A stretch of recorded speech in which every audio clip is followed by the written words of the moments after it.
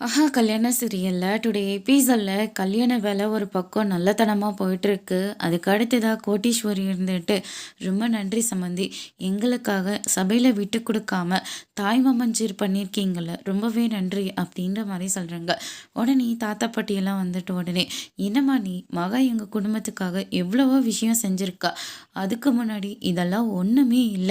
நீ என்னம்மா எங்கள பிரிச்சு பேசுற? நம்ம எல்லாருமே ஒரே குடும்பம் தான் சரியா?" அப்படின்ற மாரி கோட்டீஸ்வரி கிட்ட வந்து சொல்லிடுறாங்க. அதுக்கு அடுத்ததான் கோட்டீஸ்வரி ரொம்பவே சந்தோஷப்படுறாங்க. இன்னொரு பக்கம் நம்ம சூர்யா அவங்களுடைய ஃப்ரெண்டு, அதுக்கு அடுத்ததான் விஜய்ன்னு சொல்லிட்டு அந்த பொண்ணை தேடி அலைஞ்சிட்டு இருக்காங்க. சூர்யாவை பார்த்த உடனே அந்த பொண்ணு போய் மறைஞ்சிக்கிறாங்க. சூர்யா அந்த பக்கம் போனதுக்கு அப்புறமா தான் அந்த பொண்ணு இந்த பக்கம் வராங்க. அதுக்கு அடுத்ததான் நாம் எல்லாருமே மண்டபம் ஃபுல்லாக தேடிட்டோம், ஆனால் எங்கேயுமே கிடைக்கல. இப்போ என்ன சூர்யா பண்ண முடியும் அப்படின்ற மாதிரி சொல்கிறாங்க. பாவம் ப்ரோ, வாழ்க்கையில் நிறையவே கஷ்டத்தை அனுபவிச்சிட்டா. மறுபடியும் அவளுக்கு கஷ்டம்னா எப்படி ப்ரோ? அதனால் நம்ம தான் அந்த பொண்ணை சீக்கிரமாக கண்டுபிடிச்சி இந்த கல்யாணத்தை நிப்பாட்டணும் அப்படின்ற மாதிரி விஜய் வந்து சொல்கிறாங்க. இன்னொரு பக்கம் நம்ம சித்ரா இருந்துட்டு, இவங்க யாரை தான் தேடி அலைஞ்சிட்ருக்காங்கன்னு ஒன்றுமே புரியவே இல்லையே. அதே மாதிரி கௌதம் இருந்துட்டு அந்த ஜூஸ் கொடுக்குறவங்க கிட்ட போயிட்டு, இந்த ஜூஸை மட்டும் அந்த நடுவில் நின்றுட்டுருக்கான் பார்த்தியா, அவனுக்கு கொடுத்துரு, இந்த பணம் உனக்கு எந்த பிரச்சனையும் வராது, நான் பார்த்துக்கிறேன் அப்படின்ற மாதிரி சொல்லிட்டு அந்த போதை மாத்திரை போட்டு கொடுத்த ஜூஸை வந்து விஜய் கிட்ட கொடுத்துட்றாங்க.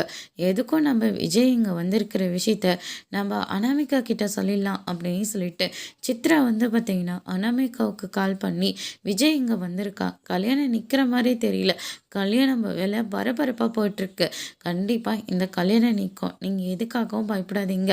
அதே மாதிரி இந்த மானங்கட்ட போய் எதுக்காக தான் விஜய் அங்கே போனானே தெரியல அப்படின்ற மாதிரி அனாமிகா ஒரு பக்கம் ரொம்பவே கோவப்படுறாங்க.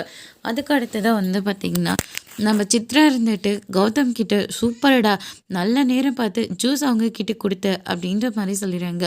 இன்னொரு பக்கம் நம்ம கோட்டீஸ்வரி இருந்துட்டு, "மாப்பிள்ளை அப்படி எங்கே தான் போனார், ஆளையே காணோம், மகா நீ போய் மாப்பிள்ளையை கூட்டிகிட்டு வா" அப்படின்ற மாதிரி சொல்கிறாங்க.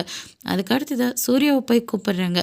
சூர்யா இருந்துட்டு மகா கிட்ட விஷயத்த சொல்லலாமா வேண்டாமா அப்படின்னு சொல்லிட்டு சந்தேகத்திலே இருக்காங்க. "எதுவாக இருந்தாலும் நம்ம அப்புறமா பார்த்துக்கலாம், நீங்கள் வாங்க மேடைக்கு" அப்படின்னு சொல்லிட்டு மேடைக்கு வந்து கூட்டிக்கிட்டு போகிறாங்க. அதுக்கு அடுத்ததாக தாலி கட்டலாம் அப்படின்னு சொல்லிட்டு தாலி எடுத்துகிட்டு போய் எல்லார்கிட்டேயும் ஆசீர்வாதம் வாங்கிறதுக்காக கொண்டு போகிறாங்க. கடைசியாக ஒரு டைம் நம்ம போய் தேடலாம் அப்படின்னு சொல்லிட்டு சூர்யா போய் தேட போகிறாங்க. ஒரு குட்டி பையன் ஒரு ஃபோட்டோ எடுத்துகிட்டு வந்து கொடுக்குறாங்க.